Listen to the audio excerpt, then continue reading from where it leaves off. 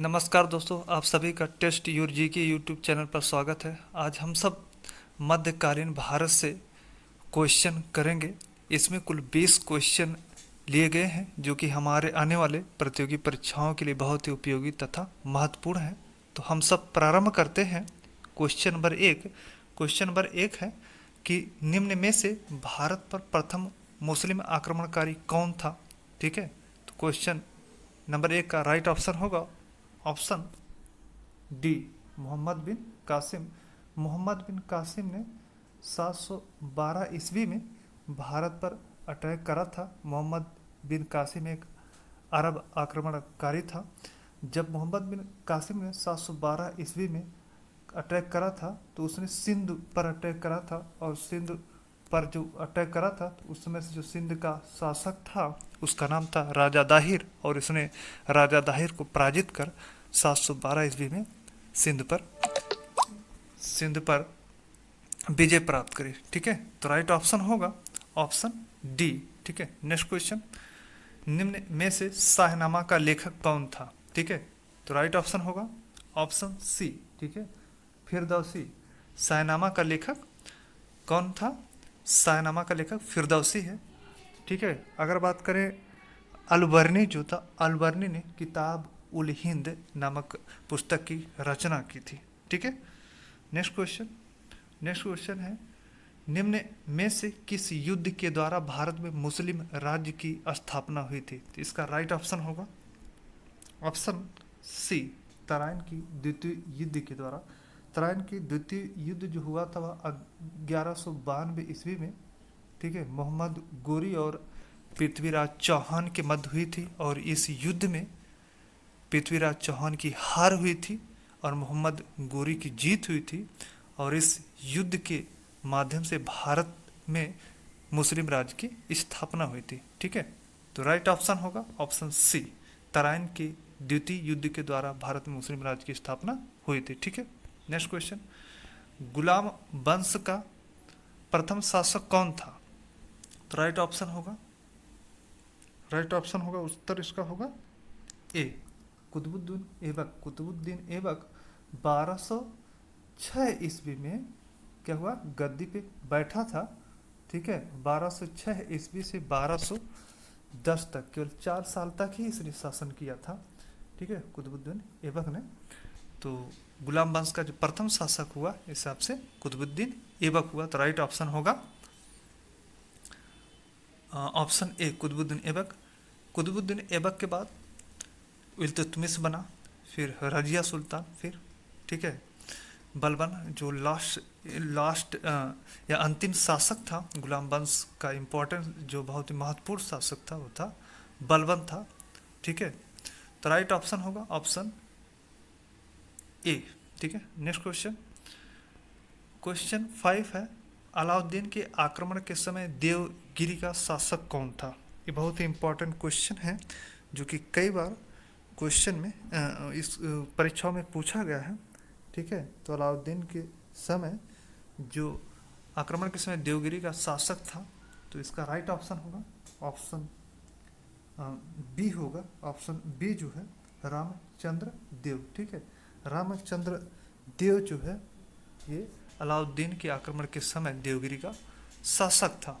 ठीक है, next question, निम्न में से किसे आंध्र भोज कहा जाता है। ठीक है, राइट ऑप्शन होगा ऑप्शन सी, कृष्णदेव राय को जो तुलु वंश का शासक था। तुलु वंश का, ठीक है, तुलु वंश का शासक था। तुलु वंश का शासक, इसने 1509 से 1529 के बीच शासन किया था। 1509 ईस्वी से लेके 1529 के बीच शासन किया था। इसे ही आंध्र भोज कहा जाता है। ठीक है, नेक्स्ट क्वेश्चन है, निम्न में से किसका मकबरा भारत से बाहर है।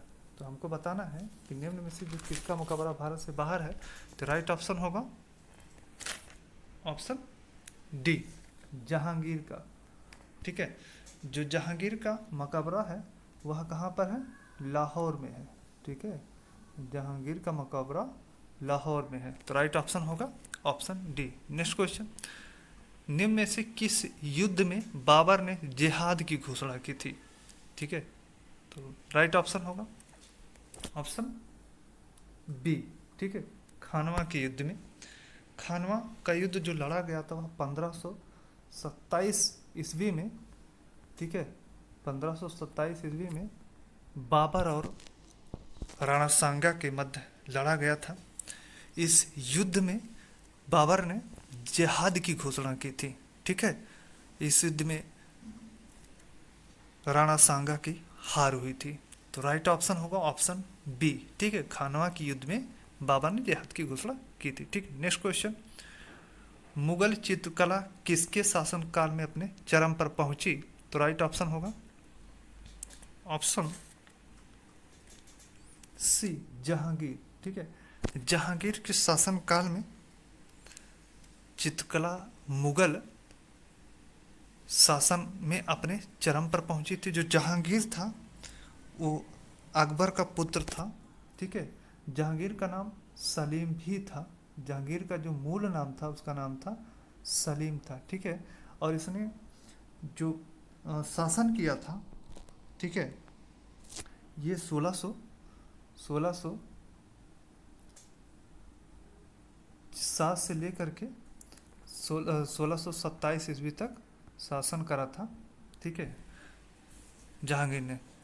तो राइट ऑप्शन होगा ऑप्शन सी। नेक्स्ट क्वेश्चन, निम्न में से भारत का अंतिम मुगल सम्राट कौन था? तो इसका राइट ऑप्शन होगा ऑप्शन बी, बहादुर शाह जफर। बहादुर शाह जफर जो था वो भारत का अंतिम मुगल सम्राट था। बहादुर शाह जफर जो 1857 में जो भारत का पहला स्वतंत्रता संग्राम का युद्ध लड़ा गया था उसमें उसने नेतृत्व करा था। ठीक है, तो इस क्वेश्चन नंबर 10 का राइट ऑप्शन होगा ऑप्शन डी, बहादुर शाह जफर जो है वो हमारा भारत का अंतिम मुगल सम्राट था। ठीक है, नेक्स्ट क्वेश्चन, अष्ट दिग्गज किस राज्य से संबंधित थे? ठीक है, ये बहुत ही इंपॉर्टेंट क्वेश्चन है, ये कई बार परीक्षाओं में पूछा गया है। ठीक है, तो इसका जो राइट ऑप्शन होगा ऑप्शन डी, कृष्ण देवराय। कृष्ण देवराय, ठीक है, को जो था वो कवियों का बहुत ज़्यादा ही माना संरक्षण देने वाला माना जाता था। ठीक है, इसके यहाँ पे हमारे तेलुगु हो गए, तमिल, कई भाषाओं की कवियाँ, ठीक है, कवियों का एक सम्मेलन हुआ करता था और इन्हीं कवियों के ही जो एक ग्रुप होता था उसी को अष्ट दिग्गज कहा जाता था। तो इसलिए इसका राइट ऑप्शन होगा ऑप्शन डी, कृष्णदेव राय। ठीक है, नेक्स्ट क्वेश्चन था, मोहम्मद बिन तुगलक ने अपनी राजधानी दिल्ली से कहाँ लेकर गया था? तो राइट ऑप्शन होगा ऑप्शन ए, दौलताबाद। ठीक है, मोहम्मद बिन तुगलक जो तुगलक वंश का शासक था, ठीक है, उसने मोहम्मद बिन तुगलक ने अपनी राजधानी दिल्ली से दौलताबाद लेकर गया था। ठीक है, नेक्स्ट क्वेश्चन है 13 क्वेश्चन, मुगल काल में निम्न में से किस बंदरगाह को बाबुल मक्का, जिसे हम बोलते हैं मक्का का द्वार, कहा जाता था? ठीक है, तो राइट ऑप्शन होगा ऑप्शन डी, सूरत। ठीक है, मुगल काल में सूरत को बाबुल मक्का या मक्का का द्वार कहा जाता था। ठीक है, क्योंकि यहीं से ही क्या होता था कि लोगों को मक्का हज यात्रा के लिए भेजा जाता था, इसलिए इसे बाबुल मक्का या मक्का का द्वार कहा जाता था।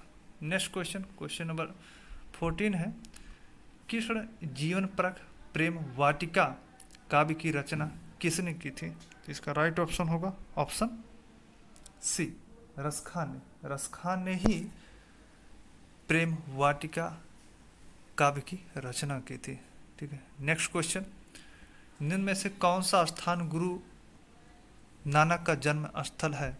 ठीक है, इसका राइट ऑप्शन होगा ऑप्शन बी, ननकाना साहिब। ननकाना साहिब में गुरु नानक का जो जन्म हुआ था वो 1469 ईस्वी में हुआ था। ठीक है, 1469 ईस्वी में इनका जन्म हुआ था, गुरु नानक, ठीक है। और जो डेरा बाबा है, डेरा बाबा, वो इनका मृत्यु यहाँ पर हुआ था 1539 में, ठीक है। डेरा बाबा में इनकी मृत्यु हुई थी 1539 में। तो राइट ऑप्शन होगा option B. Next question, Delhi का वह सुल्तान जिसने अपने संस्मरण लिखे, तो इसका राइट ऑप्शन होगा ऑप्शन बी, फिरोज शाह तुगलक ने। फिरोज शाह तुगलक ने फुतहात फिरोज शाही, ठीक है, फिरोज शाह तुगलक ने फुतहात ये फिरोज शाही नामक, फिरोज शाही नामक संस्मरण लिखे थे, ठीक है। फुतहात फिरोज शाही नामक संस्मरण लिखे थे, ठीक है, खुद के संस्मरण लिखे थे। तो राइट ऑप्शन होगा option B. Next question, Chittor का कीर्ति स्तंभ किसके शासनकाल में निर्मित हुआ था? ये बहुत ही इंपॉर्टेंट क्वेश्चन है, ये कई बार परीक्षा में पूछा गया है कि चित्तौड़ का कीर्ति स्तंभ जो है किसके शासनकाल में निर्मित हुआ था। तो इसका राइट ऑप्शन होगा ऑप्शन ए, ठीक है, राणा कुंभा। राणा कुंभा के शासनकाल में चित्तौड़ का कीर्ति स्तंभ निर्मित किया गया था, ठीक है। नेक्स्ट क्वेश्चन, नेक्स्ट क्वेश्चन है 18 क्वेश्चन, निम्न में से टंका नामक चांदी का सिक्का सर्वप्रथम किसने चलाया था? तो टंका नामक जो चांदी का सिक्का सर्वप्रथम चलाया था, राइट ऑप्शन होगा ऑप्शन डी, इल्तुतमिश ने। इल्तुतमिश ने ही टंका नामक चांदी का सिक्का सर्वप्रथम चलवाया था, ठीक है। जो इल्तुतमिश था वो गुलाम वंश का शासक था। इसने जो है 1210 ईस्वी में जो गद्दी पर बैठा था कुतुबुद्दीन ऐबक के मृत्यु के बाद, ठीक है। इल्तुतमिश जो होता है वो गुलाम वंश का एक बहुत ही महत्वपूर्ण शासक माना जाता है, ठीक है। इसने गुलाम वंश को बहुत ही सुदृढ़ता प्रदान की, ठीक है। नेक्स्ट क्वेश्चन, क्वेश्चन 19 है, निम्न में से किसने आगरा नगर की स्थापना की थी? तो राइट ऑप्शन होगा ऑप्शन सी, सिकंदर लोधी ने 1504 ईस्वी में, ठीक है। सिकंदर लोधी ने 1504 ईस्वी में आगरा नगर की स्थापना की थी, ठीक है। तो सिकंदर लोधी ने आगरा नगर की स्थापना की थी, ठीक है। नेक्स्ट क्वेश्चन, क्वेश्चन 20, भारत में सर्वप्रथम सांकेतिक मुद्रा का प्रचलन निम्न में से किसने किया था? तो इसका जो राइट ऑप्शन होगा, राइट ऑप्शन होगा ए, मोहम्मद बिन तुगलक ने। मोहम्मद बिन तुगलक ने ही भारत में सर्वप्रथम सांकेतिक मुद्रा का प्रचलन किया था, ठीक है। इस तरीके से कुल 20 क्वेश्चन थे जो कि कंप्लीट हुई, ठीक है। आप लोग से रिक्वेस्ट है, आप लोग इस चैनल को सब्सक्राइब, लाइक और कमेंट अवश्य करें, ठीक है, जिससे हमारे अन्य आने वाले टेस्ट आपको मिलते रहें, ठीक है। तो मिलते हैं नेक्स्ट क्वेश्चन में, नेक्स्ट टेस्ट में, ठीक है।